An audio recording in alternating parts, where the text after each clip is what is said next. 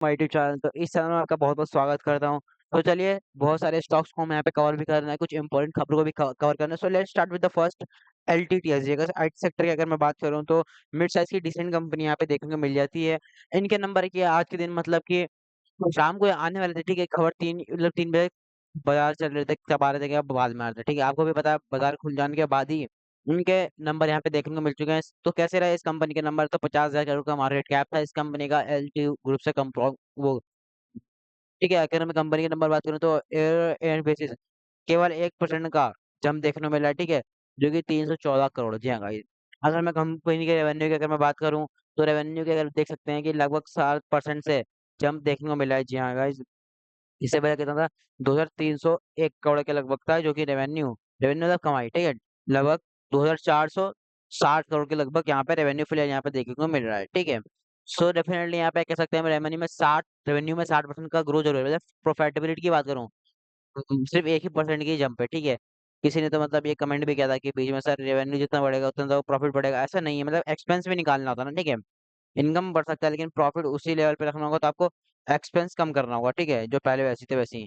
सो वो तो कम कंट्रोल तो होंगे नहीं, एक्सपेंस नी ऊपर-नीचे तो होते रहते हैं। अगर आपका रेवेन्यू ऊपर है और अगर आपका रेवेन्यू 7% के हिसाब से है, ठीक है? और आपका प्रॉफिट 1 ही परसेंट जंप किया है, क्या आपके मतलब खर्चे ऐसे ही बढ़ते जाएँगे?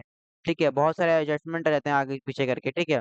तो ये सारी चीज़ें करके अल्टीमेटली हम कह सकते हैं यहाँ पे कंपनी का प्रॉफिट 1% से यहाँ पे जंप कर सकता है, ठीक है? सम पे सबसे इम्पोर्टेंट पॉइंट रेवेन्यू तो बढ़ा 7% ठीक है? बट इम्पोर्टेंट चीज़ क्या है? एक्सपेक्टेशन क्या है, ठीक है? कि जो एक्सपेक्टेशन जो थी ना मिस करते देखने को मिल रहा है, ठीक है? और ठीक है, मतलब कि जैसे कि डेफ़िनेटली हम यहाँ पे कह सकते हैं कि एस्टिमेशन वाली बात जो होती है, वो शॉर्ट टर्म के लिए होता है, ठीक है? लॉन्ग रेंज का अलग होता है, ठीक है? ये पॉइंट आपको पता होना चाहिए। आप इससे पहले मैंने आपको बता रखा है कौन-सी अगर आप कोई भी कंपनी जो भी आज के दिन अगर बहुत बड़ी बन चुकी है, मल्टीप्लेयर बन चुकी है, जिसका 10, 15, 20% का इतिहास है, 10-15 साल का। मतलब वो ऐसा नहीं था कि वो कंपनी डायरेक्ट स्ट्रेट लाइन में ऊपर-ऊपर आई हुई है, हर वक़्त उसका नंबर अच्छे-अच्छे आया करके, नहीं। कभी एस्टिमेट्स खराब भी आए हैं, कभी अच्छे भी आए हैं। कभी बहुत अच्छे भी आए हैं, कभी बहुत खराब भी आए हैं। सबसे इम्पोर्टेंट चीज़ क्या मैटर करती है कि कंपनी का बिज़नेस कैसा है, ठीक है? अगर कंपनी का बिज़नेस लॉन्ग टर्म में चलने वाला होगा तो वो आगे बढ़ेगा। ये आपको समझने के लिए टाइम देना ही होगा, ठीक है? ये अगर समझते हैं कि लोग भाई टाइम लोग नहीं देते हैं, टाइम गुज़ारना पड़ेगा, ठीक है? धीमे-धीमे स्लो प्रोसेस है, ठीक है? एकदम से आप एक झटके में, ठीक है? ये कहो कि भाई जो आप सभी सीख रहे हैं, वो हमें कुछ 1 हफ्ते में सिखा देगा करके ऐसा नहीं होने वाला, ठीक है? इसमें टाइम भी लगेगा, एक्सपीरियंस लेना ही होगा, तभी जाके आप सीख पाएँगे, ठीक है? सो एलटीडीएस के नंबर वाले ओके रहे बट एस्टिमेट को मिस करते रहे, ठीक है? पॉलीकैब की इंडिया की अगर मैं बात करूँ तो एकदम दमदार कंपनी एकदम शानदार कंपनी है।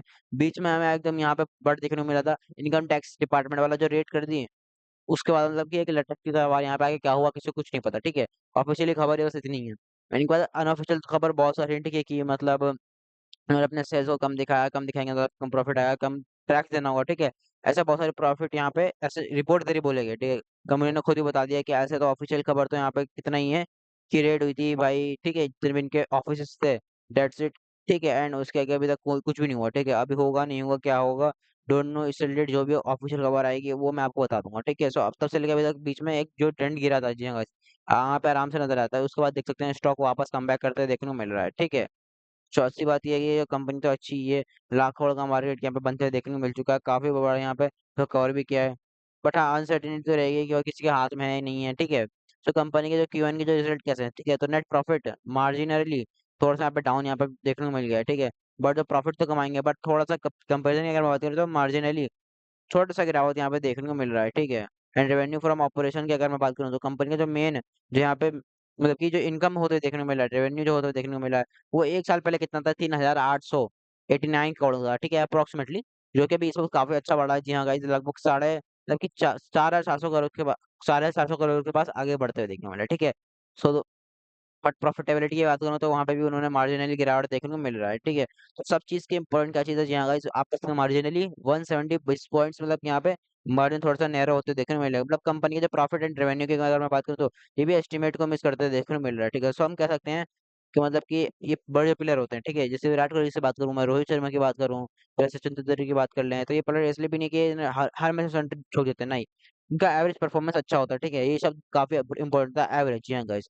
अगर मतलब आप भूल जाते हैं कि आपके दीवार के ऊपर छाप दो, टैटू करवा लो, कौन-सी चीज़? कि एवरेज, जो भी शेयर बाज़ार में परफॉर्मेंस होता है, उसका एवरेज के हिसाब से ही देखना होता है, ठीक है? ये बात को वॉरेन बफेट ने बोला था, ठीक है? ऐसा कभी नहीं होने वाला कि रोज़ बस प्रॉफिट ही प्रॉफिट, नोट छापते रहेंगे, नहीं। प्लस माइनस कभी 0 पे होगा, कभी फर्स्ट बॉल पे आउट हो जाएँगे, ठीक है? मतलब बट एवरेज देखना होता है, ठीक है? एवरेज परफॉर्मेंस के साथ 55 के 100 रहा है, अरे भाई अच्छा प्लेयर है। तो उस हिसाब से यहाँ पे देखना होता है, ठीक है, कंपनीज को। तो इस प्रकार की चीजें यहाँ पे चलती रहेगी, ठीक है। अगर मैं थोड़ा पीछे चले जाऊँ पॉलिटिकल मौसम चार्ट पैटर्न देख लूँ, अब देख लिया यहाँ से पहुंचने में लिए क्या हाल कैसे पहुंच जाता हूँ direct Hari Hari candle stick, नहीं मतलब बहुत ऊपर नीचे होते हुए चला जाए। इसलिए कहता हूँ जो भी गले फाड़ फाड़ के बोलता हूँ भाई मैं बार बार, जिसको बिजनेस समझ में आ गया उसको मेरी बात में समझ में आएगी, ठीक है। जिसको बिजनेस समझ से कोई ताल्लुक ही नहीं है, वो अरे भाई क्या यार मत पकाओ, वो इससे पहले ही वीडियो छोड़ के चले गए, ठीक है। अभी जो मार्केट टॉप चल रहा है, जिस दिन बाजार अपनी परीक्षा लेगा उस दिन मतलब वो ब्लैकआउट हो जाएंगे, उनको समझ में नहीं आएगा मतलब क्या कर रहा है, क्या हो रहा है, ठीक है। आगे बढ़ेंगे। एमटीएनएल की बात करें तो भाई बहुत ज्यादा फोकस में आ गया, जो बीएनएसएल की सब्सिडरी है। देन उसके बाद खबर सामने आई, आप सबको ब्रो को पता है कि सरकार मतलब ऐसा रिपोर्ट के जरिए बोला जा रहा था कि सरकार क्या करेगी, एमटीएनएल की जो ऑपरेशन है वो बीएनएसएल में ट्रांसफर कर देगी करके। एंड आज के दिन आप देख सकते हैं यहाँ पे सीधा सर्किट ही लग गया, 20% का सर्किट ही लग गया। सर्किट का रीजन यही है सिर्फ, यहाँ पे कह सकते हैं गवर्नमेंट जी, गवर्नमेंट ने एक डिपॉजिट कर दिया 92 करोड़ रुपीज टू पे बॉन्ड इंटरेस्ट ड्यूज, ठीक है। यहाँ पे उन्होंने भर दिया है, ठीक है। सो डेफिनेटली इसी चीज से चलते हैं यहाँ पे तेजी देखने को मिल रही है। सो अगेन मैं कहना चाहूंगा कि ये कोई रिकमेंडेशन नहीं दे रहा हूँ, बट आपको सिखाने की कोशिश कर रहा हूँ, ठीक है। कभी भी कोई भी चीज़ जो होती है ना, हमेशा आपको सभी लोगों को पता है कि जो तेज़ी-तेज़ी देख के कर जो होता है ना, वो इसमें क्या होती है, एकदम मतलब कि भक्ति ट्रेन पकड़ना, ये जो वो खुश हो जाते हैं, अरे वाह! क्या भाई खरीदें, खरीदें, खरीदें। वो ये चीज़ नहीं देखेंगे भाई कितना एमटीएनएल भाई बिज़नेस क्या है इसका, कंपनी अच्छी है कि नहीं है, इसका क्या फ्यूचर है, नहीं है, कुछ भी नहीं। जो भाग रहा है उसके पीछे भागो बस। तो ऐसा करोगे तो भाई वो फँसते ही फँसते हैं, ठीक है। सो हमेशा यहाँ पे समझ लेना दोस्तों कि मतलब कौन-सा स्टॉक ट्रेडिंग वाला स्टॉक है एंड कौन-सा स्टॉक इन्वेस्टिंग वाला स्टॉक है, वो आपको समझ में आना चाहिए, ठीक है। क्या समझेंगे? कंपनी के बैलेंस शीट देखिए, P&L देखिए, उसे पता चल जाता है कि हम क्या एकदम वेल्थ डिस्ट्रीब्यूशन वाला, ठीक है, मतलब कुछ भी नहीं है इसमें। बट सोचने में क्या होता है कि छोटे-छोटे जो पारियाँ खेलते हैं, ठीक है, बहुत सारे लोग कैसे स्मोक मार देगा, कभी 30 मारेंगे, कभी 40 ही मारेंगे। इसका अर्थ ये नहीं कि ओपनिंग बैट्समैन करके नहीं, या कोई डिफरेंशिएशन करने आना चाहिए, ठीक है। और मैं जो बता रहा हूँ ये बात, ठीक है, ये तेज़ी इंपॉर्टेंट नहीं होती, ठीक है। ये तेज़ी इंपॉर्टेंट मतलब कि अभी मार्केट जो देखिए सपोर्ट चल रहा है, इसे चल रहा है, ठीक है। मतलब अगर ये बाजार वापस से नीचे आएगा तो ये बहुत बुरी तरीके से गिरेंगे, तो ये समझिए इस बात को। इनकी तेज़ी टिकी कब? जब इनके नंबर अच्छे आएंगे, ठीक है। एंड नंबर बिजनेस अब अच्छा होगा, बिजनेस बड़े लेवल पर होना चाहिए, ठीक है। एंड ऐसा तो नहीं है बहुत बड़ा टर्न अराउंड तो हुआ नहीं है, ठीक है। एंड फ्लो में खबर चलती रहती है कि इस चीज़ के चलते भाई इनको भी बेनिफिट मिल जाता है। तो ये पॉइंट हमको देखने को मिल जाता है। सो शॉर्ट रेंज में चार्ट में आप देखेंगे, सोचेंगे अरे वाह भाई क्या परफॉर्मेंस दे रहा है। एंड मैक्सिमम चार्ट में देखेंगे तो भाई ये लो वेल्थ डिस्ट्रीब्यूशन। तो ऐसा बहुत सारे लोग कंपनी में बीच-बीच क्या कर लेती हैं, अपने चंगुल में लपेटते चली जाती हैं, जो बिज़नेस को मतलब नज़रअंदाज कर देते हैं। जो प्राइस को देखते हैं, ओह भाई! क्या मस्त है भाई, डबल हो गया भाई, ट्रिपल हो गया, क्या हो गया भाई? तू प्राइस तो देख के जा भाई, इसका रिटर्न्स देख के जा, इसका बैलेंस शीट देख के जा, दुनिया भर चीज़ें देखे जाएगा तो फँसेगा ही फँसेगा। Just a matter of time, ठीक है, कब फँसेगा टाइम पे। जो बिज़नेस देखे जाएगा वो कभी नहीं फँसेगा, ठीक है, वो रुक जाएगा, ही खरीदेगा नहीं शेयर को। एंड एचएलसीएल की बात करें तो हेल के भाई आज के दिन अच्छी खासी गिरावट यहाँ पे देखने को मिली, कितना 6% गिरा है। फाइन मतलब कि एचएल की अगर मैं बात करूँ, अलग-अलग रिसर्च रिपोर्ट्स यहाँ पे देखने को मिल रहा है। इसी में अगर मैं बताऊँ, एक फिलहाल फिर भी यहाँ पे एफआईएस अपना माल बेचते देखने को मिल रहा है, जैसे यहाँ पे देख सकते हैं 12.93 था, 42 हो गया, 11.68 हो गया। और डिवाइस की अगर मैं बात करूँ तो उन्होंने भी यहाँ पे इस क्वार्टर में 9.58 लगाई, 8.81 आ गया, ठीक है।